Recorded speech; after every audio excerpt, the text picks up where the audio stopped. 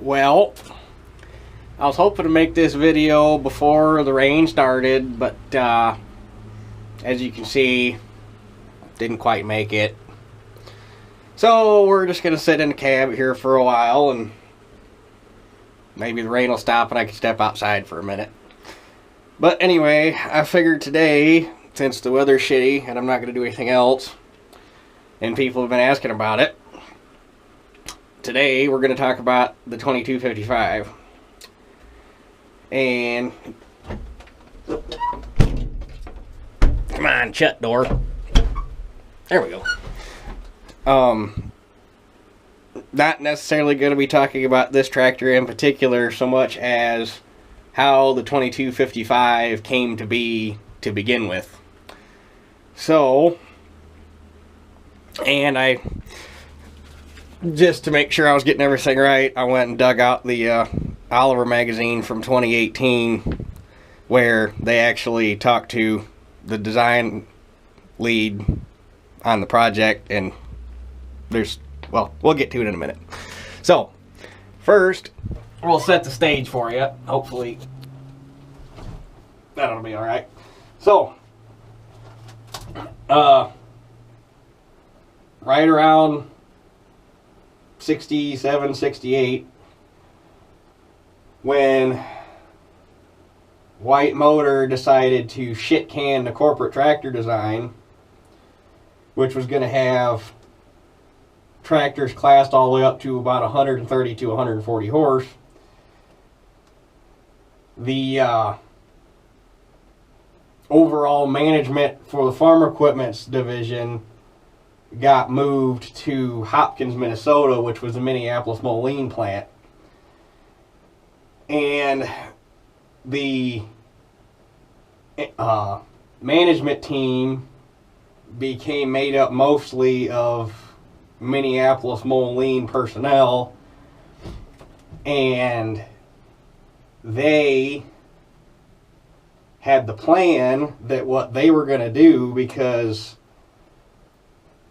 after about 1960 and on, Minneapolis Moline had kind of abandoned their lower horsepower tractors, and they were really focusing on the higher horsepower stuff like the G950, G1050, all the big horses that Moline was famous for. They were focusing on that, so in their head, what they wanted to do was use all of the high horsepower Moline tractors for the top end of the line, and use all the Oliver tractors for the low horsepower end of the line, so that Moline didn't have to design lower horsepower tractors.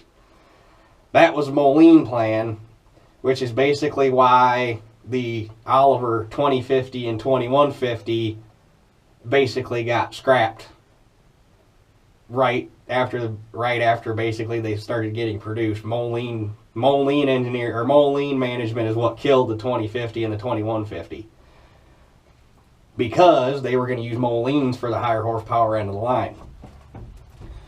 Well, fast forward to 1972, the Moline line of tractors somehow managed to get shit canned altogether, and with the death of the corporate tractor, and at that time the Moline G1350, which was the big guy in the line, that left the Oliver line without, and the G1350 was at the time the 2155, or sold as the 2155 Oliver. So what happened was, with the G1350 being shit canned, Oliver no longer had a high horsepower tractor to fill the lineup. Enter the 2255. So basically, right tail end of 71, right at the beginning of 72, the 2255 project began. And really, all they had to design was a new frame tub, a front axle to carry the weight, and outboard planetaries. The transmission is basically all 1955 parts for the most part. They had to design axles for the planetaries, obviously, but the planetaries are off of a Moline G1350. So now that you got the stage set, see if I can. This all work. Oh yeah. And now that the stage is set, this is the prototype 2255. And this is Bill Marston, the guy that became the head engineer on the project. It actually started out as a gentleman by the name of, where's it at? I just went through and read this.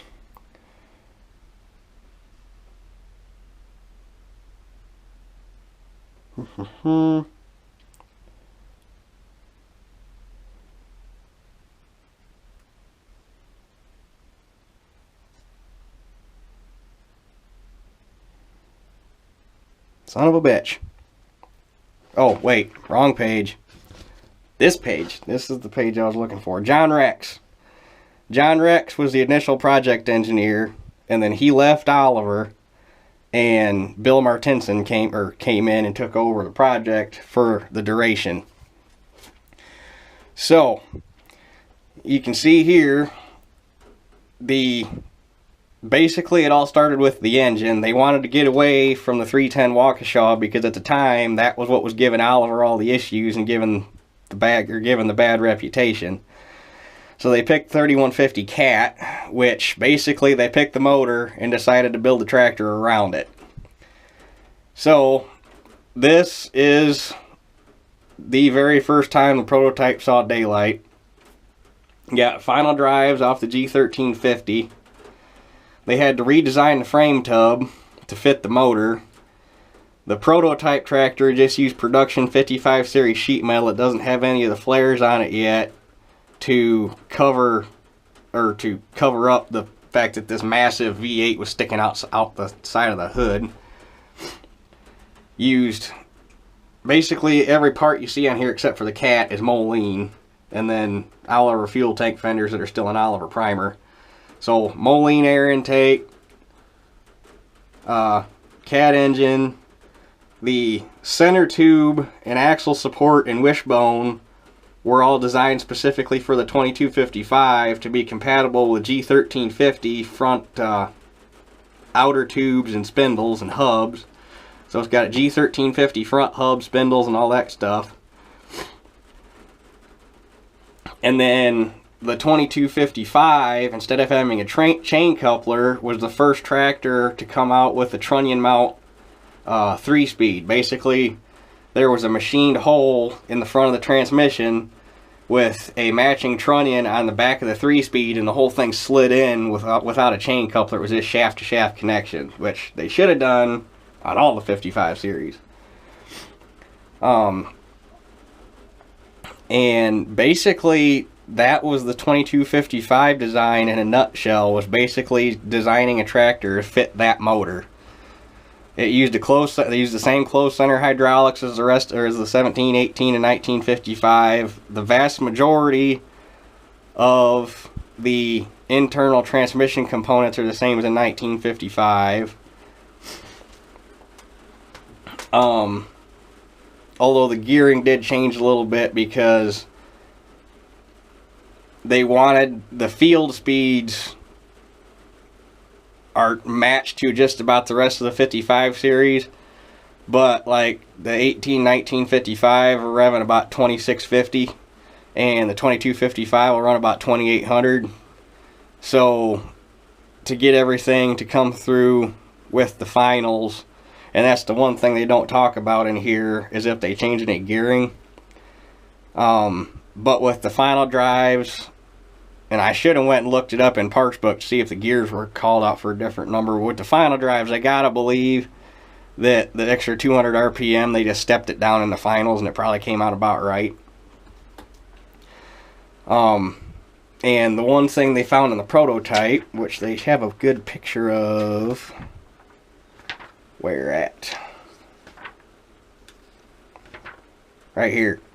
The production 2255s have a hole right here in the frame so that you can get to the oil filters on the cat. Yeah, they didn't do that on the first frame tub, and they found that out real quick.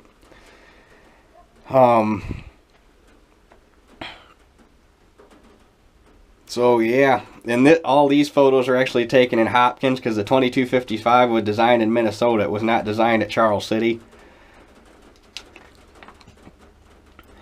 So basically, it started at the very beginning of '72. They did all the design work they needed to and all the testing on it that they needed to. And it was released to the dealers, or revealed to the dealers in Grand Island, Nebraska, September 1st, 1972. So they went from, hey, we need to build a 140 horse tractor, to releasing it to the dealers in less than 9 months. Granted, it wasn't a ground up redesign or a ground up design from nothing tractor, but still the fact that they could go from paper to a production model tooled up and ready to rock and roll in less than 9 months, that's pretty amazing right there. And it is believed that this picture right here is the first 2255, the first production 2255 off the line. So this is the prototype. This is the first production. And the 2255 would go on to be the largest tractor to wear the Oliver badge, or the highest horsepower. Obviously the 2655 was the largest tractor, but the 2255 had it beat in horsepower.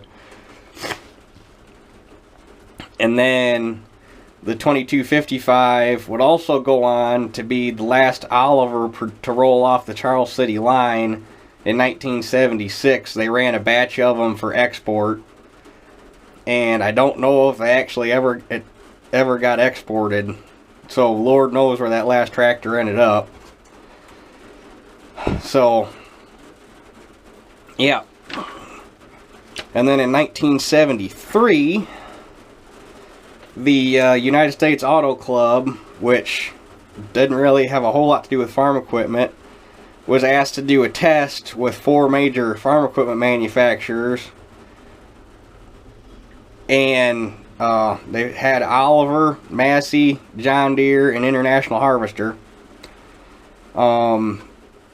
The 3 models, the Oliver 2255, 1150 Massey, 4630 Deere, and a 1468 International, which was IH's V8 model. And then 1150 was Massey's big V8 tractor. They tested 4 categories. They tested cold start time, turning radius, sound level test in the cab, and starting under load from a dead stop to reach working speed, which they were all pulling, if I remember right, every single one of them was pulling a 6-bottom plow. The only test Oliver lost, and they came in second, was the sound decibel test. And they lost it to the John Deere Sound Guard cab. And the only reason they lost was because Oliver at the time didn't have a pod cab yet. And the fuel tank is still right there, and having that fuel tank there transfers a lot of sound from the engine compartment into the cab. But it's still not all that loud in here, as you can tell, because Oliver beat out Massey and International. Starting time, 3208 kicked everybody's ass. 2.2 seconds starting from a 28-degree cold start. International was almost a minute. Turning radius, they tied International at 14 feet 6.5 inches. Obviously came in second on the decibel test. And starting from no load, Oliver beat out IH, which IH came in second. Oliver beat them out by 25.6%, which they timed that out in seconds. And they, I lied, they tested on 5 things. Then acres plowed per hour, Oliver beat out Massey, which came in second, by 18%, using less fuel. So basically at the time, the 2255 could smoke anybody out there. except for obviously sound, which if you've ever ridden in one of these things, especially once you have, I mean, this thing needs a cab kit, something fierce, but these white cabs they put on these really are not that loud. The only thing that sucks in them is the visibility because of that bar they put across the front. Kind of, I don't know. It's not terrible. It's not. That's one thing I'll give it. A sound guard's gonna have more visibility, but that's really about it. So yeah, that's basically the 2255 in a nutshell, and I'm sure I skipped some shit that I shouldn't have. But basically the 2255 project kind of retired a lot of Oliver engineers because they saw what was coming down the pipeline with White Motor. And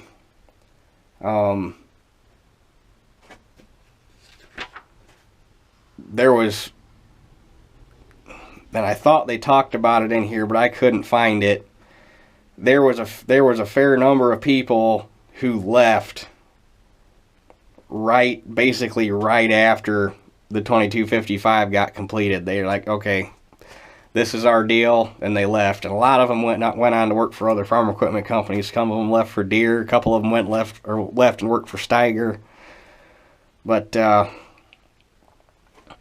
as cool as the 2255 is, it's kind of the capstone on the whole Oliver heritage, basically. And then not too long after that, the gray tractor started rolling down the line, which obviously the whites had a lot of Oliver heritage in them, but they still weren't an Oliver. It kind of quit raining, so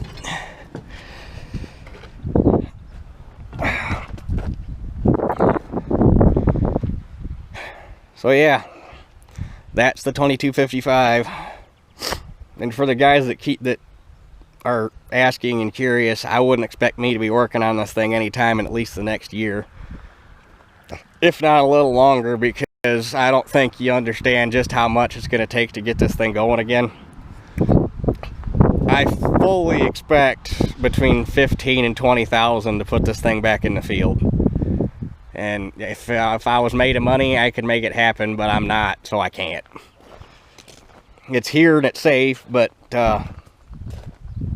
it's not super high on the priority list right now. The one thing that I do have to do to it, well, not necessarily have to do to it, the one thing that I want to get done, or as far as hunting down parts, is I need to get parts, or well, first off I want to look at a 2180 and see what they did, and then get parts off of a 2180 to put a 2180 exhaust system on here, which basically they had forward shot manifolds and the exhaust still came out in the same spot as a 2180, but like on these are basically truck manifolds, and they shot the exhaust right down and tucked her up tight to the oil pan, came into a Y pipe, then came back up through here. And that puts a lot of heat into the oil and will cook the oil. And anybody that's ever worked on a 3208 Cat, they run hot. So anything you could do to get the heat away from them is better. But they had to have done something different on the 2180 for the fuel filter, because on a 2255 it's right in the way of the forward shot exhaust manifolds. And I know it can be done because I've seen it on 2255s before. I just need to look at it and see what I need for parts. So, anyhow, that's just a little informal look at the 2255 and how it came to be and what it is now. So, I guess that does it for this one, and we'll catch y'all on the next one.